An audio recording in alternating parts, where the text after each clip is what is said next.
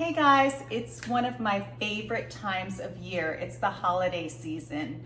In my family, we celebrate Hanukkah and Christmas because my husband is Jewish, which is great. We get like double the fun and double the food. But every year during Hanukkah, I make a brisket and it's super yummy. I do make the same recipe every single year and I love it. So let me start off over here at the cutting board and then I'll bring you over to the stove and we'll get to the brisket cooking. I have my garlic cloves. I have 4 garlic cloves here. And we're just gonna mince those up. And then it's gonna cook for a couple hours. So you don't really have to be super diligent. It's gonna kind of break apart. And then I have 2 carrots, 2 large carrots. Now these have been peeled and they have been washed. So we'll set those aside, throw the tops away. And then I have 2 celery stalks.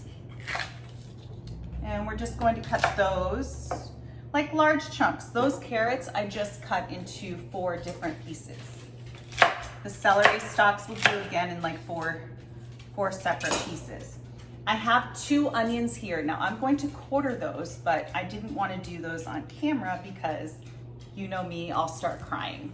And then we need a couple of rosemary sprigs, and I wanted to show you my beautiful rosemary, my herb garden over here that my sister made me, and I have some rosemary. So we're gonna get about, I would say that's 2 or 3 sprigs. And we'll just get the leaves off. All you do is take your fingers and kind of run them down the woody stems. You don't want to eat the woody stems. Those will not be good with your brisket. It smells so good. My sister made this beautiful little like windowsill garden for me, and it has a lot of yummy herbs. Okay, so I'm just gonna give that a chop, and then we'll head over to the stove, and we're going to kind of brown our brisket with lots of salt and pepper and some olive oil on both sides. And then we will add the vegetables and some broth and get that in the oven, and it's gonna be awesome. So I'll meet you over at the stove. Hey guys, so we're over at the stove and our beautiful beef brisket has been browning in my Dutch oven for a few minutes, but I browned both sides with lots of salt and pepper, and I want you to see what it looks like. So let's get you down here. As you can see, it's super duper brown. And can you actually see that? It's really, really, really brown. And there's gonna be lots of yummy goodness in that pan when we actually deglaze it. So we're going to put in some beef broth all around. About half of this container, which would be 2 cups, a little more. And let's get in our vegetables.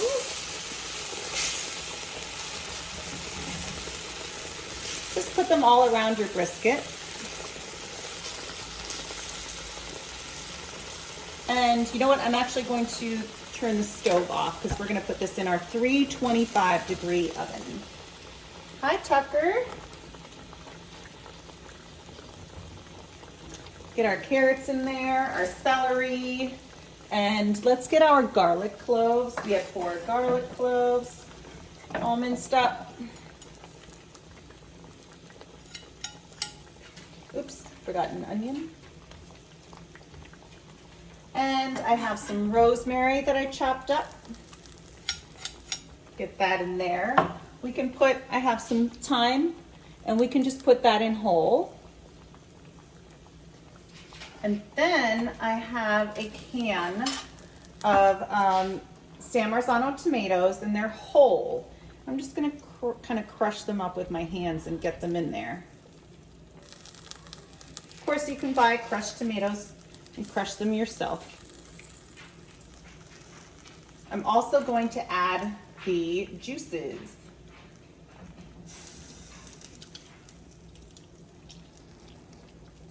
But I just like to do this myself for some odd reason.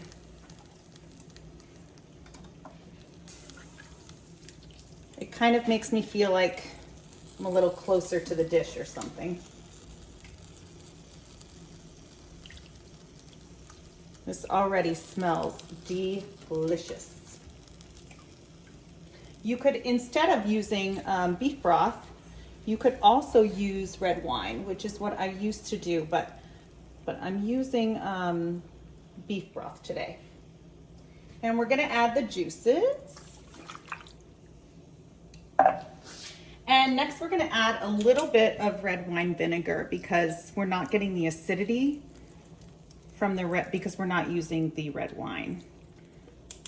Just a little bit. And of course, I'm going to add a lot of kosher salts.